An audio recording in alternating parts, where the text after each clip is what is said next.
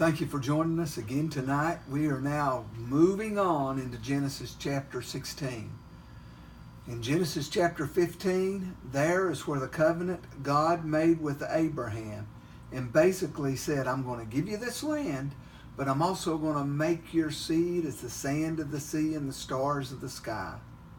Now in Genesis chapter 16, we are now 10 years down the road. Abraham's about 84, 85, 86, somewhere in there, about 85. Sarah's now 75, and they don't have any children. And time is continuing to progress on. And here we read about Sarah saying, I haven't got any kids yet. Maybe you ought to go in on Hagar and have a baby by her so that we can start our family. Now, Sarai, or Sarah, is in Hebrew means noble woman. Hagar means flight. Now, where did Hagar come from? Hagar was the maidservant of Sarai, or Sarah. And more than likely, she came out of Egypt when Abraham and Sarah went to Egypt. And in the process of coming out, Pharaoh gave him silver, gold, cattle, and also servants. And I believe that Hagar was one of those servants. Now, the Jewish people in some of their commentaries feel that Hagar was actually the daughter of Pharaoh. Whether that's true or not, I don't know, but Sarah still had Hagar as her servant that helped to attend to her personal matters. Now, when I read this story, and I want to read these first five verses. Now Sarah, Abram's wife, bearing no children, and she had a handmaiden, an Egyptian, whose name was Hagar. And Sarai, or Sarah, said unto Abram, Behold, now the Lord has restrained me from bearing.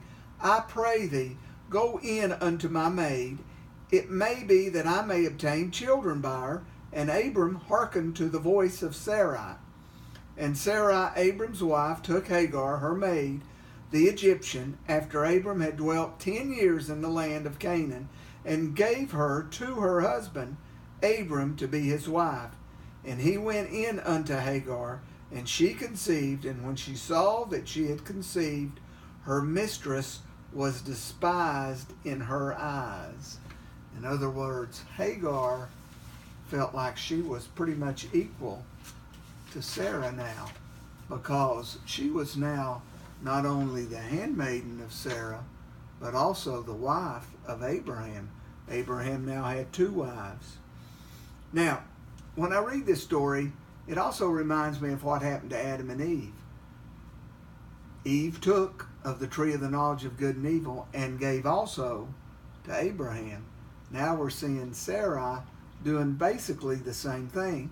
And Abraham is totally passive during all this thing.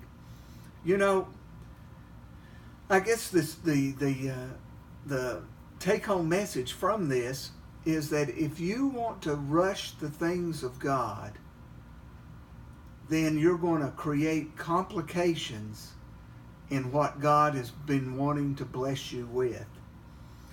There's a term that says that wait upon the Lord. And what was going on after 10 years, they got tired of waiting.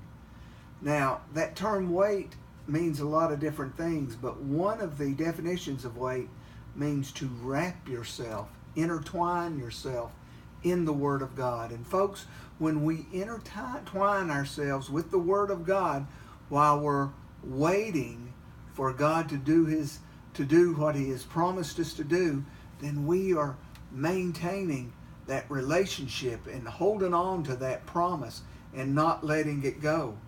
But when we try to rush things, as we see here what Abraham and Sarah did, they got the timing wrong.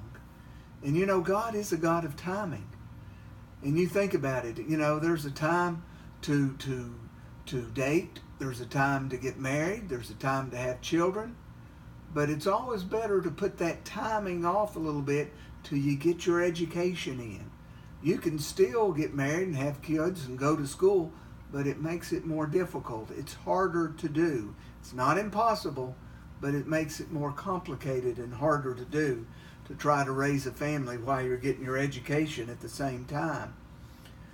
Now, the thing that Sarah had to do and the thing that Abraham had to do was to hold on to the promises of God.